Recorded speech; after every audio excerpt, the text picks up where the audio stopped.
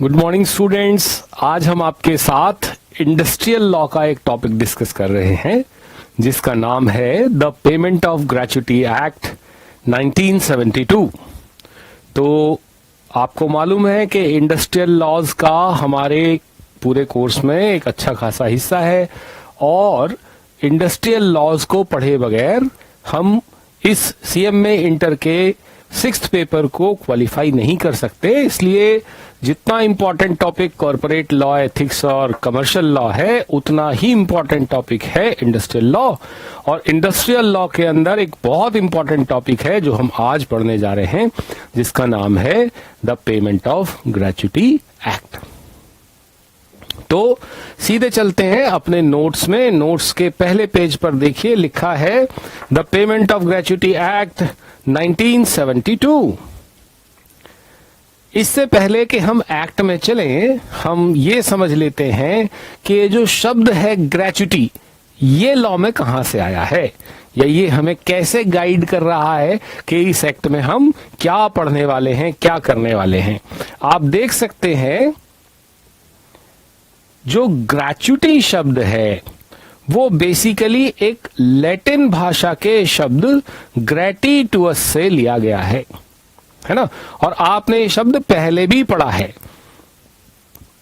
जब हम पढ़ते हैं for consideration, not for consideration. तो जहां बात आती है नॉट फॉर कंसिडरेशन, यानी जहां बदले में कुछ अपेक्षित नहीं होता है, जहां बदले में कुछ मांगा नहीं जाता है, सिर्फ अपनी तरफ से दिया जाता है, सम्मान के लिए दिया, प्यार से दिया, अधिकार से दिया, वापस कुछ मांगने की इच्छा नहीं है, वहां हम कहते हैं गिवन ग्रेटिट्यूअसली। तो यहां पर भी हम कुछ देने वाले हैं। हम मतलब कौन? यहां हम का मतलब है एम्प्लॉयर। और किसको दे रहा है? एम्प्लॉय को। क्या दे रहा है? ग्रेच्युटी, यानी कि उसकी तरफ ग्रेटिट्यूड, सम्मान दिखा रहा है। कौन दिखा रहा है सम्मान? एम्प्लॉयर। किसके प्रति? एम्प्लॉय के प्रति। क्यों दिखा रहा है वो सम्मान? क्योंकि आजकल लॉयल एम्प्लॉय नहीं मिलते जो आपके साथ लंबे समय तक काम करें। ग्रेच्युटी देने की परंपरा उन लोगों के लिए है जिन लोगों ने आपके साथ लंबे समय तक काम किया है। 10 साल, 8 साल, 5 साल आपके साथ काम किया है ना। अपने यूथ का समय आपको दिया, जिस समय वो एनर्जेटिक थे, जिस समय वो तेज थे, जिस समय वो यंग थे, वो समय आपको दिया। और अब वो नौकरी छोड़कर जा रहे हैं या रिटायर हो रहे हैं, तो हमारी जिम्मेदारी क्या बनती है? एम्प्लॉयर की जिम्मेदारी क्या बनती है कि ये आदमी बड़ा भला आदमी है, बड़ा लॉयल आदमी है, इतने लंबे समय तक हमारे साथ काम किया है इसने, चलो अब ये जा रहा है, इसे विदा करने का समय है, चलो इसके हाथ में कुछ गिफ्ट रखते हैं। वो गिफ्ट क्या है? वो गिफ्ट है ग्रेच्युटी। यानी कि ग्रेच्युटी उसको दी जाती है जिसने लंबे समय तक एम्प्लॉयर के साथ काम किया है। आप देख सकते हैं यहां लिखा हुआ है gratuity is the payment made by employer. कौन दे रहा है? एम्प्लॉयर दे रहा है। किसको दे रहा है? एम्प्लॉय को दे रहा है। कब दे रहा है? टर्मिनेशन ऑफ सर्विस, जब उसकी सर्विस खत्म हो गई।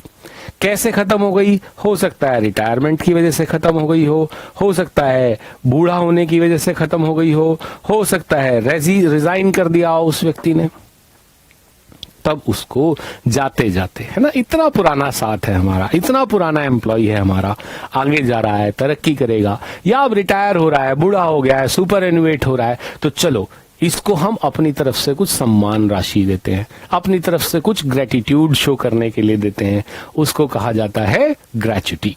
तो हम एक बार देखते हैं कि ग्रेच्युटी का मतलब पीपीटी में क्या है। ये कह रहा है लिटरल मीनिंग तो वही है, ग्रेच्युटी यानी ग्रेटिट्यूअस। देखते हैं कहानी क्या कहती है। कहानी कहती है कि एक यंग एम्प्लॉय हमारे पास काम करने के लिए आया। बहुत यंग था, बहुत एनर्जेटिक था, बहुत लंबे समय तक काम उसने हमारे साथ किया। मतलब जैसे 5 साल या उससे ज्यादा उसने हमारे साथ काम किया। काम करते करते वो आदमी बूढ़ा हो गया। अब वो काम नहीं कर पा रहा है। उसने आकर सेठ जी से कहा, सेठ जी अब मैं बूढ़ा हो गया हूं, अब मुझे सुपर एन्युएट कर दीजिए, अब मैं रिटायर होना चाहता हूं। ये रिटायर और सुपर एन्युएशन शब्द समानार्थक नहीं है, सिनोनिमस नहीं है, इनके कुछ मीनिंग है, वो हम इस चैप्टर में बाद में पढ़ लेंगे। फिलहाल आप ये समझ लीजिए रिटायरमेंट मतलब रिटायरमेंट, है ना, काम छोड़कर जाना। तो एम्प्लॉय अपने एम्प्लॉयर के पास आया और उसने कहा, सर देखिए मैंने इतने साल आपकी सेवा करी, अब मैं काम छोड़कर जा रहा हूं, तो आप मुझे प्लीज विदा कीजिए। अच्छा जी नमस्ते, मैं तो रिटायर हो रहा हूं। तो ऐसे में एम्प्लॉयर की क्या जिम्मेदारी बनती है?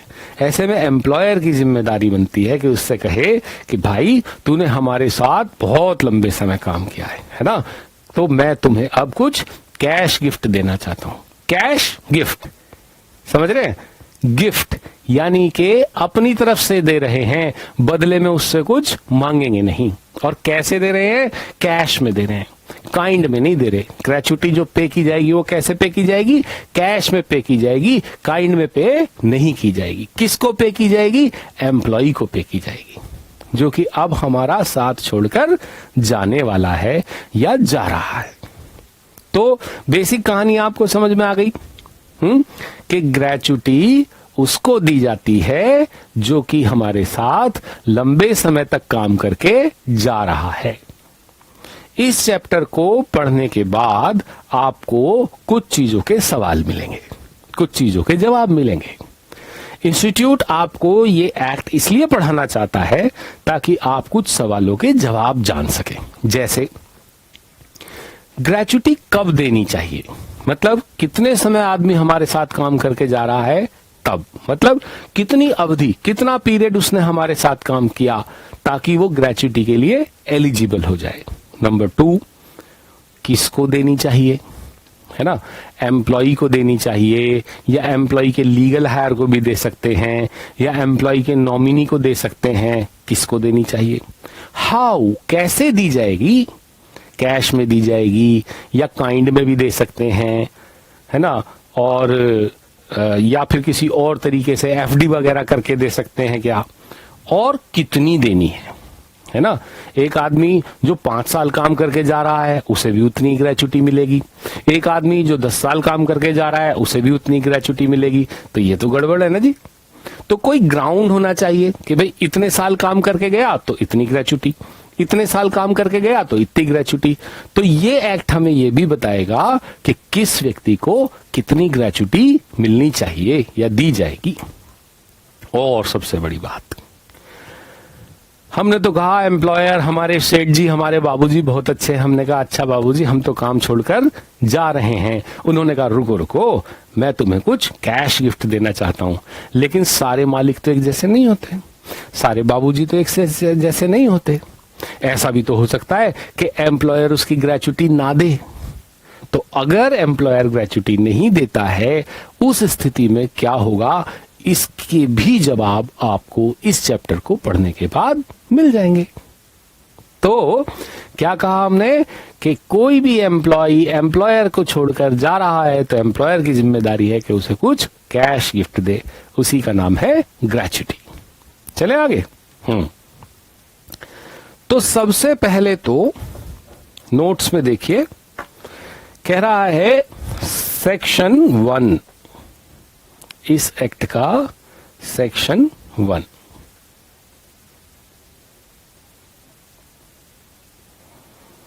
नॉर्मली वही जो एक सेक्शन 1 करता है, short title, commencement and applicability.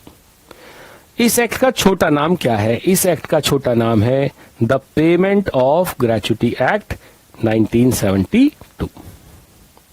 इसको पार्लियामेंट ने 21 अगस्त 1972 को पास कर दिया था। 21 अगस्त 1972 को पार्लियामेंट ने पास कर दिया था, है ना। पार्लियामेंट ने पास कर दिया और प्रेसिडेंट से साइन हो गए कब? 21 अगस्त 1972 को। लेकिन इसको लागू किया गया, यानी ये इफेक्टिव हुआ 16 सितंबर 1972 को, है ना। एक शब्द नोट कर लीजिए, प्रोमोग्यूलेटेड, प्रोमोग्यूलेटेड, यानी कि ये इफेक्टिव हो गया कब से? 1972 16 सितंबर से। ठीक है जी, 1972 16 सितंबर से ये प्रोमोगुलेट हो गया, इफेक्टिव हो गया, लेकिन पार्लियामेंट से 21 अगस्त को ही पास हो गया था। ठीक है, तो 2 डेट्स याद रखेंगे, एमसीक्यू में मदद करेगा। चलिए जी, तो एप्लीकेबिलिटी के बारे में समझ लेते हैं कि ये कहां कहां अप्लाई होता है। छोटा नाम क्या है एक्ट का? The payment of gratuity act 1972। कब से इफेक्टिव हुआ? 16 सितंबर 1972। पार्लियामेंट ने कब पास कर दिया था? 21 अगस्त 1972। कहां कहां अप्लाई होता है? जैसे हम पढ़ते हैं ना, कहां कहां अप्लाई होता है? Whole of India. पहले क्या पढ़ते थे इंडियन कॉन्ट्रैक्ट एक्ट के बारे में? Whole of India except Jammu and Kashmir. इस तरीके से हम जानना चाहते हैं कि पेमेंट ऑफ ग्रेच्युटी एक्ट कहां कहां अप्लाई होता है। तो payment of gratuity act apply होता है FMO PPR पर। ये FMO PPR क्या है? FMO PPR का मतलब है F for factory, M for mine, O for oil field, P for port, P for plantation and R for railways। यानी कि हिंदुस्तान भर में जितनी भी फैक्ट्रियां हैं, जितनी भी फैक्ट्रियां हैं या जितनी भी माइंस हैं, माइन तो जानते ही हैं आप, है ना, कोल माइन हो सकती है या गोल्ड माइन भी हो सकती है, ठीक है ना। ऑयल फील्ड, जहां से ऑयल एक्सट्रैक्शन होता है, ऑयल निकाला जाता है, ठीक। पोर्ट्स, जहां जहाज आते हैं, है ना, मालवाहक जहाज आते हैं या पैसेंजर वाले जहाज आते हैं। प्लांटेशन, जैसे टी प्लांटेशन, रबर प्लांटेशन, है ना, केसर के बाग लगे हुए हैं, केसर की प्लांटेशन, सेफ्रॉन प्लांटेशन। और रेलवेज तो आपको पता ही है, Indian railways, southern railways, Konkan railways, है ना। कई जगह प्राइवेट रेलवे भी चलती है हिंदुस्तान के बाहर, है ना। इंडिया में तो अभी रेलवेज प्राइवेट नहीं हुई है। तो कहां कहां अप्लाई होता है, अगर हम एक बार फिर से कहें तो FMO PPR। F mean factory, mine mean M for mine, O for oil field, P for port, P for plantation and R for railways.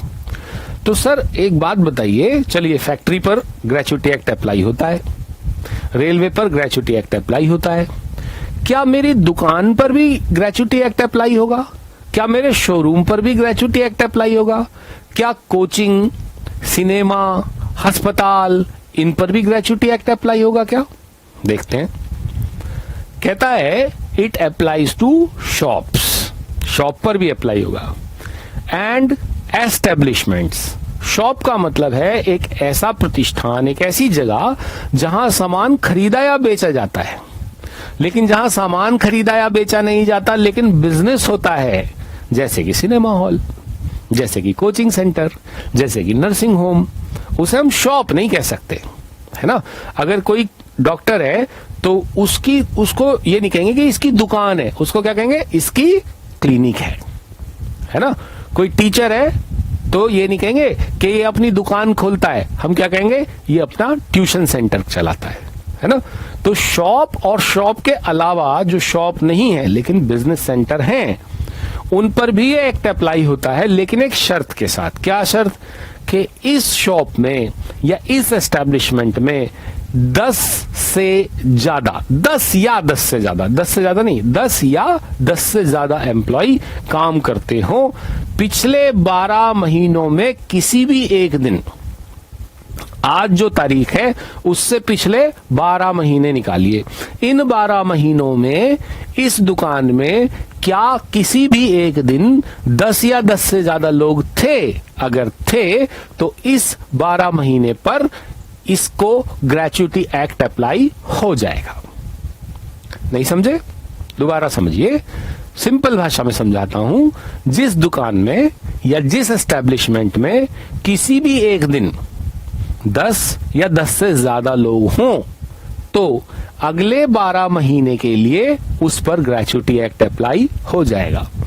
और एक और क्लॉज इसमें जोड़ दिया गया है बहुत चतुराई के साथ, ये कह दिया है कि भाई एक बार अगर किसी पर भी ग्रेच्युटी एक्ट अप्लाई हो गया तो बेशक वो फिर घटाकर 10 से कम कर ले एम्प्लॉइज, एक बार अप्लाई हो गया तो हमेशा के लिए ग्रेच्युटी एक्ट अप्लाई हो जाएगा, है ना। अभी तो केवल मोटे मोटे तौर पर हमने क्या समझा, मोटे मोटे तौर पर हमने ये समझा फैक्ट्री है, माइन है, ऑयल फील्ड है, पोर्ट है, प्लांटेशन है, रेलवे है।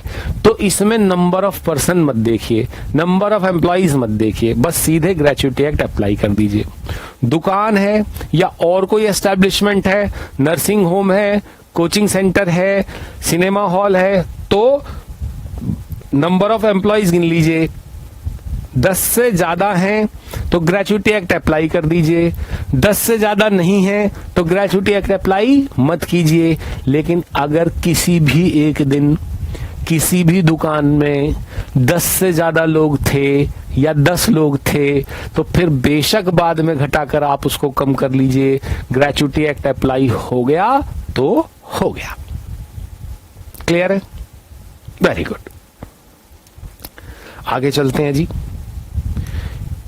एक यहां पर छोटा सा एग्जाम्पल है, ये कह रहा है 11 अगस्त को एक हॉस्पिटल में कितने लोग काम कर रहे थे? 12। 14 अगस्त को उसने 3 लोगों को हटा दिया, लोग कितने रह गए? 9। तो 11 अगस्त से इस हॉस्पिटल के ऊपर ग्रेच्युटी एक्ट अप्लाई होना शुरू हो जाएगा। और एक बार ग्रेच्युटी एक्ट किसी पर लग गया तो हमेशा के लिए लगता रहेगा। ठीक है? हाँ जी, एक बार लग गया तो सदा के लिए लग गया, ये समझ लीजिए। दोबारा से समझ लीजिए कहां कहां अप्लाई होगा। Factory, mine, oil field, port, plantation, railway without any number of employees. Shop और एस्टेब्लिशमेंट पे अगर नंबर ऑफ एम्प्लॉइज 10 और मोर हैं तो। एक बात और समझिए, ये एक्ट पूरे इंडिया पर अप्लाई होता है, लेकिन अगर कोई पोर्ट या प्लांटेशन कहां पर है?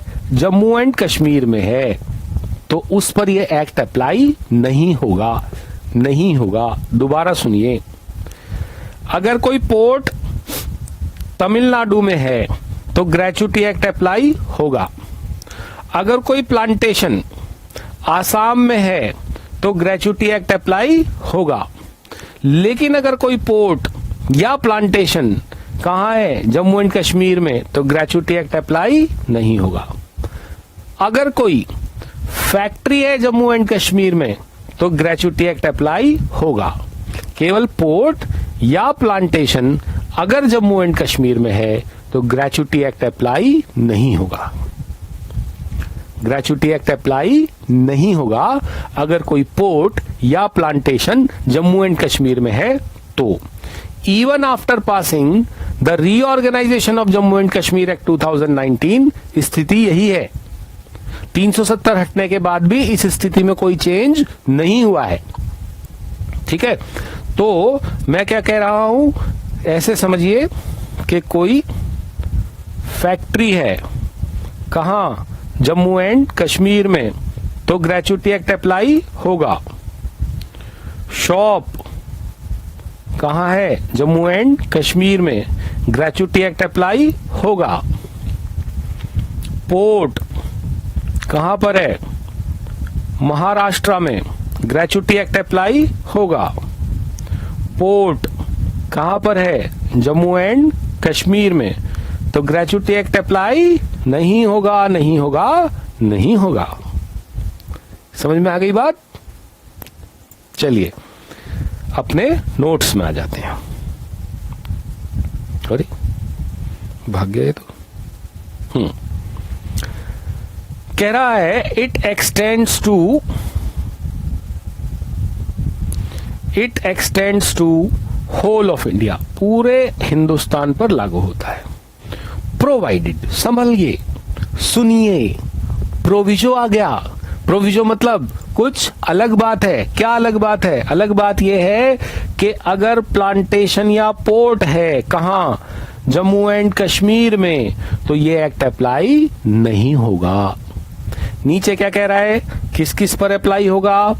फैक्ट्री, माइन, ऑयल फील्ड, हम इसको क्या कहते हैं शॉर्ट में? Factory, mine, oil field, port, plantation, railway को हमने क्या सीखा? हमने बोलना सीखा है इसको FMOPPR। कोई FMOPPR है कहीं भी है, ठीक है ना? पोर्ट और प्लांटेशन जम्मू एंड कश्मीर में है तो उसको छोड़ देंगे। बाकी फैक्ट्री, माइन, ऑयल फील्ड और रेलवे पूरे हिंदुस्तान में कहीं भी है तो ग्रेच्युटी एक्ट अप्लाई हो जाएगा। नंबर ऑफ एम्प्लॉय मत देखना। दूसरा, कोई शॉप या एस्टेब्लिशमेंट है कहीं भी है हिंदुस्तान में तो क्या देख लेना कि वहां 10 या ज्यादा लोग काम कर रहे हैं क्या। किसी भी एक दिन पिछले 12 महीनों में, ठीक है, पिछले 12 महीनों में किसी भी एक दिन अगर 10 या 10 से ज्यादा लोग काम कर रहे थे तो उस पर यह ग्रेच्युटी एक्ट अप्लाई हो जाएगा। और नीचे एक बात कह रहा है कि अगर किसी शॉप या एस्टेब्लिशमेंट पर ये एक्ट एक बार अप्लाई हो गया तो continue to be so governed, फिर उस शॉप या एस्टेब्लिशमेंट पर ये एक्ट सदा सर्वदा के लिए अप्लाई हो जाएगा, चाहे नंबर ऑफ एम्प्लॉइज बाद में घट भी क्यों ना जाए। ठीक, एक बात और भी कही है, ये सी जो छूट गया है ना, सी अक्सर छूट ही जाते हैं, कोई बात नहीं। ये कह रहा है मान लीजिए कि कोई चीज ना तो FMOPPR है, ना शॉप है, ना एस्टैब्लिशमेंट है ना, फिर भी सेंट्रल गवर्नमेंट को लगता है कि इस पर ग्रेच्युटी एक्ट अप्लाई होना चाहिए, तो एक स्पेशल पावर सेंट्रल गवर्नमेंट को दी गई है। क्या कहता है? ये कहता है मान लीजिए कोई अदर एस्टैब्लिशमेंट है, मतलब शॉप या एस्टैब्लिशमेंट वाली क्लास का भी नहीं है, इन विच जिसमें कि 10 या 10 से ज्यादा एम्प्लॉय काम कर रहे हैं, तो सेंट्रल गवर्नमेंट एक नोटिफिकेशन निकालकर इस एक्ट को उस पर भी अप्लाई कर सकता है। सिर्फ सेंट्रल गवर्नमेंट की पावर पर रेस्ट्रिक्शन क्या है कि उस एस्टेब्लिशमेंट में या उस तरह के एस्टेब्लिशमेंट में 10 या 10 से ज्यादा लोग काम करते हो। ठीक है, चलिए जी, हमने शुरू में, बिल्कुल शुरू में इस चैप्टर को खोलते ही कहा था कि ग्रेच्युटी कौन देगा? ग्रेच्युटी देगा एम्प्लॉयर। किसको देगा? एम्प्लॉय को देगा। तो सबसे पहले तो ये जानना जरूरी है कि एम्प्लॉय इस एक्ट के हिसाब से कौन होगा और एम्प्लॉयर इस एक्ट के हिसाब से कौन होगा। हर एक एक्ट में एम्प्लॉय और एम्प्लॉयर की जो डेफिनेशंस हैं वो बदल सकती हैं। चलिए, इससे पहले कि हम एम्प्लॉय की डेफिनेशन की तरफ चलें, पेश है एक question. The payment of gratuity act comes into force on 21 August 1972, 21 September 1972, 16th September 1972 या 1st September 1972, and the correct answer is C, 16th September 1972। अरे बल्ले आदमी, 16th September 1972। अगला question, the payment of gratuity act become applicable on shop and establishment if the number of employees are more than 10, 10 or more, not more than 10, none of the above। और सही answer है B, 10 और more। ठीक है जी,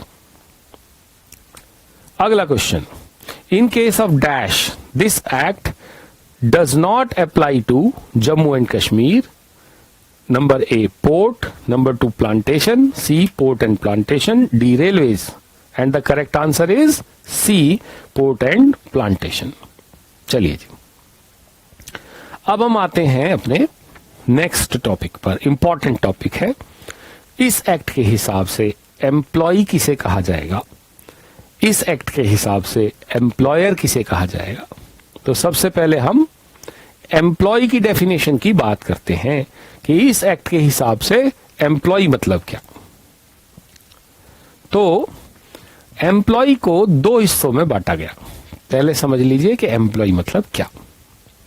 employ means any person, employee means any person who is employed for wages. क्या मिल रहा है उसको? उसको मिल रही हैं वेजेस। और वेजेस का यहां मतलब सिर्फ वेजेस से नहीं है, वेजेस मिल रही हो या सैलरीज मिल रही हो, कुछ भी हो, है ना। ऐसे नहीं देखेंगे इस शब्द को कि वेजेस लिखा है तो वेजेस ही मिल रही हैं तभी एम्प्लॉय है, वेजेस के नाम से मिल रही हैं तो भी, सैलरी के नाम से मिल रही है तो भी। अगर वो सैलरी या वेजेस के लिए काम कर रहा है तो एम्प्लॉय है, अगर वो प्रोफेशनल फीस के लिए काम कर रहा है तो एम्प्लॉय नहीं है। इसका ये कहने का मतलब है। अदर देन अप्रेंटिस, और अप्रेंटिस को इसमें नहीं गिनेंगे। अप्रेंटिस कौन होता है? अप्रेंटिस वो व्यक्ति होता है जो as per the apprenticeship act आपके यहां ट्रेनिंग लेने आया है ना। अब क्योंकि ग्रेचुइटी एक्ट ने अप्रेंटिस को बाहर निकाल दिया, डेफिनेशन से अप्रेंटिस को तो बाहर कर दिया कि वो एम्प्लॉय नहीं है, उसको ग्रेचुइटी देने की जरूरत नहीं है, तो एम्प्लॉयर ऐसे भी कर सकता है कि रखे तो एम्प्लॉय, नाम दे दे उसका अप्रेंटिस। तो यहां अप्रेंटिस केवल वो माने जाएंगे, ट्रेनी केवल वो माने जाएंगे जो अप्रेंटिसशिप एक्ट के हिसाब से ट्रेनी बने हैं, जो कि लॉ के हिसाब से ट्रेनी है। आपने उन्हें ट्रेनी रखा है तो वो ट्रेनी नहीं है। लॉ अगर कह रहा है कि ये ट्रेनी है, as per some law they are bound to take training. किसी लॉ में लिखा है कि इस आदमी को इतने दिन के लिए ट्रेनिंग लेनी ही पड़ेगी, तब आपने उसे ट्रेनी रखा है तो अप्रेंटिस है। लेकिन अगर लॉ में ऐसा कहीं नहीं लिखा है या उसकी ट्रेनिंग ऑलरेडी कंप्लीट हो चुकी है, जैसे मान लीजिए 6 महीने की ट्रेनिंग थी, लॉ में लिखी हुई है कि 6 महीने की ट्रेनिंग लेनी पड़ेगी और 6 महीने की ट्रेनिंग कंप्लीट हो गई, उसके बाद भी आपने उसे रखा एज ट्रेनी ही रखा, he is not training, he is an employee. ठीक है। तो कोई व्यक्ति जो वेजेस के लिए काम कर रहा है, सैलरीज के लिए काम कर रहा है, लेकिन अप्रेंटिस नहीं है। और सुनिए, मीन्स के नीचे जो ये बात आ रही है, who is employed for wages में, whether the terms of employment are express or implied, उसके जो टर्म्स ऑफ एम्प्लॉयमेंट हैं, हो सकता है पहले से बातचीत करके ओरल में या राइटिंग में रखे हुए हों, या कुछ नहीं उसको बोला, बस ऐसे ही रख लिया, है ना। किसी को बोला भाई तुम कल से सिक्योरिटी गार्ड रहोगे, बस। अब क्योंकि वो सिक्योरिटी गार्ड है, हमारा एम्प्लॉय है, हमने उसे और कुछ नहीं बोला कि उसे क्या करना है क्या नहीं करना, लेकिन कुछ काम सिक्योरिटी गार्ड के कैसे हैं, इम्प्लाइड, है ना।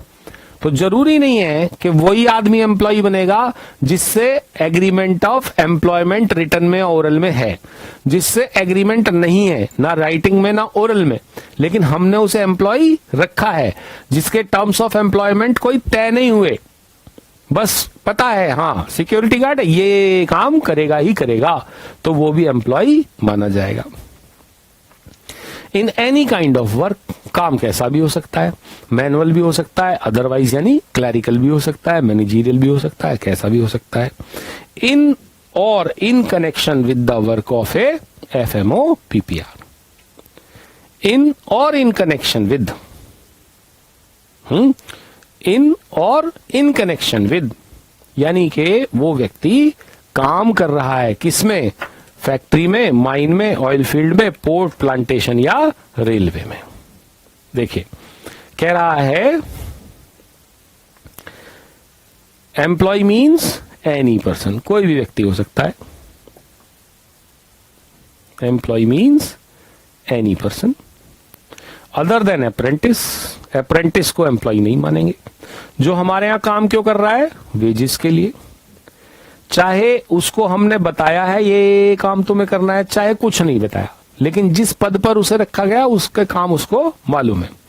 कैसा काम कर रहा है वो, मैनुअल भी हो सकता है या और किसी तरह का भी हो सकता है। कहां काम कर रहा है वो, factory, mine, oil field, port, plantation, railway या शॉप या अदर एस्टेब्लिशमेंट। लेकिन इस डेफिनेशन में एक और व्यक्ति है जो शामिल नहीं है। वो कौन है, वो हैं सेंट्रल गवर्नमेंट या स्टेट गवर्नमेंट के एम्प्लॉइज। उनको शामिल क्यों नहीं किया? उनको तो ग्रेचुटी मिलती है, हाँ मिलती है, लेकिन इस एक्ट में नहीं। गवर्नमेंट रूल्स के हिसाब से, सेंट्रल गवर्नमेंट सर्विस रूल्स के हिसाब से, स्टेट गवर्नमेंट सर्विस रूल्स के हिसाब से, इस एक्ट के हिसाब से नहीं। यानी कि ये एक्ट केवल और केवल प्राइवेट एम्प्लॉइज के लिए है, गवर्नमेंट एम्प्लॉइज के लिए नहीं है। गवर्नमेंट एम्प्लॉइज को जो ग्रेचुटी मिलेगी वो किसी अलग एक्ट में या अलग रूल में मिलेगी। तो एम्प्लॉय की डेफिनेशन में अपने को क्या समझ में आया भाई? कोई भी व्यक्ति जो अप्रेंटिस नहीं है, हमारे यहां वेजेस या सैलरीज के लिए काम कर रहा है, चाहे मैनुअल काम कर रहा है या किसी और तरह का काम कर रहा है, उसके टर्म ऑफ एम्प्लॉयमेंट चाहे हमने पहले से तय किए हैं या नहीं तय किए हैं, और वो किसी एफएमओ पीपीआर शॉप या एस्टेब्लिशमेंट में काम करता है जिस पर यह एक्ट अप्लाई होता है, तो उसको हम एम्प्लॉय मानेंगे। लेकिन सेंट्रल गवर्नमेंट और स्टेट गवर्नमेंट के एम्प्लॉयज को हम इस एक्ट में एम्प्लॉय नहीं मानेंगे। एक केस लॉ आपके स्टडी मैट में दिया हुआ है, Ahmedabad private primary teacher association versus administrative officer. यह केस इस बारे में था कि टीचर्स को ग्रेचुटी मिलनी चाहिए या नहीं, टीचर्स इस एक्ट के हिसाब से एम्प्लॉय हैं या नहीं। और सुप्रीम कोर्ट का निर्णय आया कि भाई टीचर्स जो हैं वो एम्प्लॉय नहीं हैं। अब बताइए ये कोई बात हुई? भाई टीचर भी तो वेजेस या सैलरीज के लिए काम कर रहा है, टीचर के भी टर्म्स ऑफ एम्प्लॉयमेंट एक्सप्रेस या इंप्लाइड हो सकते हैं। टीचर को एम्प्लॉय के डेफिनेशन से बाहर करने का क्या बात है जी? चलिए, all due regards to Supreme Court, लेकिन सोचिए जरा कि टीचर भी इतने लंबे समय तक स्कूल में पढ़ाता है, क्या उसको ग्रेचुटी नहीं मिलनी चाहिए? हाँ बिल्कुल मिलनी चाहिए। तो सेंट्रल गवर्नमेंट ने 2009 में 2009 में एम्प्लॉय की डेफिनेशन में एजुकेशनल इंस्टीट्यूशंस में काम करने वाले टीचर्स को भी एम्प्लॉय की डेफिनेशन में शामिल कर लिया है ना? तो खुशखबरी है टीचर्स के लिए कि अब वो भी एम्प्लॉय की डेफिनेशन में फॉल करते हैं, अब उनको भी ग्रेचुटी मांगने का पूरा अधिकार है। ठीक है, चलिए good. Question, following is not considered as employ, apprentice, central government employ, state government employ या all? Answer is D, that is all. इन सभी को हम एम्प्लॉय कंसीडर नहीं करते हैं section 2 clause E of the payment of gratuity act 1972 के हिसाब से। फिर नंबर आता है एम्प्लॉयर का, जिसको ग्रेचुटी देनी है, जो ग्रेचुटी देगा। एम्प्लॉयर कौन है? एक्ट कहता है जी, एम्प्लॉयर का मतलब है in relation to factory, mine, oil field, port, plantation, railways. अगर वो एफएमओ पीपीआर सेंट्रल गवर्नमेंट के अधीन आती है या स्टेट गवर्नमेंट के अधीन आती है, factory, mine, oil field, port, plantation या रेलवे, उसको कंट्रोल कौन कर रहा है? सेंट्रल गवर्नमेंट या स्टेट गवर्नमेंट। और उसमें कोई व्यक्ति काम कर रहा है तो आप कहोगे जी वो तो फिर सेंट्रल गवर्नमेंट का एम्प्लॉय हो गया। ऐसा नहीं है। बहुत सारी ऐसी कॉरपोरेशंस हैं, बहुत सारी ऐसी कंपनियां हैं जिनकी होल्डिंग सरकार के पास है, बट वो एम्प्लॉय सरकार के एम्प्लॉय नहीं माने जाते, वो कॉरपोरेशन के एम्प्लॉय माने जाते हैं। ठीक है, तो अगर कोई factory, mine, oil field, port, plantation या रेलवे सेंट्रल गवर्नमेंट या स्टेट गवर्नमेंट के अधीन आता है, उसे कंट्रोल करने वाली सेंट्रल गवर्नमेंट या स्टेट गवर्नमेंट है, तो वो व्यक्ति जो सेंट्रल गवर्नमेंट या स्टेट गवर्नमेंट ने अपॉइंट किया है as employer for this act, अगर कोई फैक्ट्री सेंट्रल गवर्नमेंट के कंट्रोल में चल रही है, सिंपल सी बात समझ लीजिए, जैसे कि भारत इलेक्ट्रॉनिक्स लिमिटेड कंपनी है, लेकिन कंट्रोल किसके पास है? सेंट्रल गवर्नमेंट के पास है। तो बीईएल में काम करने वाले जो एम्प्लॉइज हैं वो गवर्नमेंट एम्प्लॉइज नहीं है, एक लिमिटेड कंपनी के एम्प्लॉइज हैं। हाँ, उनका मालिक कौन है? उनका मालिक सेंट्रल गवर्नमेंट है, but they are not considered as government employees. तो जब कोई कंपनी इस तरह की बनेगी, जब कोई फैक्ट्री इस तरह की बनेगी जिस पर ग्रेच्युटी एक्ट अप्लाई होगा, तो सेंट्रल गवर्नमेंट की है तो सेंट्रल गवर्नमेंट, स्टेट गवर्नमेंट की है तो स्टेट गवर्नमेंट एक आदमी अपॉइंट करेगी जिसको इस एक्ट में एम्प्लॉयर माना जाएगा, जैसे general manager of the factory. Factory के जनरल मैनेजर को बोल दिया भाई तू एम्प्लॉयर है, एम्प्लॉयर की जितनी लायबिलिटीज हैं, ड्यूटीज हैं, तुम्हारी हैं। इस एक्ट में एम्प्लॉयर की जो जिम्मेदारी है वो कौन पूरा करेगा? जीएम यानी जनरल मैनेजर। और अगर कोई आदमी अपॉइंट नहीं करा, भूल गई सरकार है, सरकार से तो भूल होती ही है, भूल गई तो फिर हेड ऑफ द डिपार्टमेंट, तो फिर हेड ऑफ द डिपार्टमेंट। अगर लोकल अथॉरिटी है ना, एमसीडी के अधीन आती है कोई एफएमओ पीपीआर या शॉप या एस्टेब्लिशमेंट, तो जो पर्सन अपॉइंट हुआ एज एम्प्लॉयर या chief executive officer of the authority, है ना, जैसे ग्रेटर नोएडा अथॉरिटी, जैसे डीडीए, है ना, जैसे एमसीडी, इनमें जो चीफ एग्जीक्यूटिव ऑफिसर है उसकी जिम्मेदारी है कि वो एम्प्लॉयर की सारी जिम्मेदारियां, ड्यूटीज निभाए। इन एनी अदर केस कौन बच गया जी? शॉप एंड एस्टेब्लिशमेंट बच गए। शॉप एंड एस्टेब्लिशमेंट के केस में जिसके कंट्रोल में पूरा शॉप या एस्टेब्लिशमेंट चलता है, the person who controls the affairs of the shop and establishment, उस शॉप या एस्टेब्लिशमेंट का कंट्रोल जिसके हाथ में है, उस शॉप या एस्टेब्लिशमेंट का कंट्रोल ऑफ अफेयर्स जिसके हाथ में, डिसीजन मेकिंग जिसके हाथ में, he will be considered as employer under this section। ठीक है जी। तो क्या सीखा हमने ये सीखा कि कोई व्यक्ति आपकी फैक्ट्री में एम्प्लॉय है, लंबे समय तक काम करके जा रहा है, तो उसका अधिकार बनता है, उसका राइट बनता है कि वो आपसे ग्रेच्युटी मांगे। और आप अगर एम्प्लॉयर हैं तो आपकी जिम्मेदारी बनती है कि उसको उसकी ग्रेच्युटी दे दें। ठीक है जी। हाँ, तो हम आगे बढ़ते हैं अपने अगले टॉपिक के पास।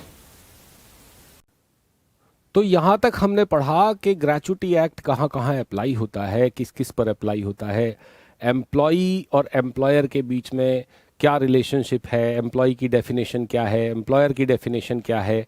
इससे पहले कि हम सेक्शन 4 में चलें, हम यहाँ पर एक छोटा सा ब्रेक लेते हैं और फिर हम नए लेक्चर में आगे के सेक्शंस को पढ़ेंगे कि कैसे ग्रेच्युटी ड्यू होती है, कैसे ग्रेच्युटी पे होती है। तब तक के लिए नमस्कार, धन्यवाद।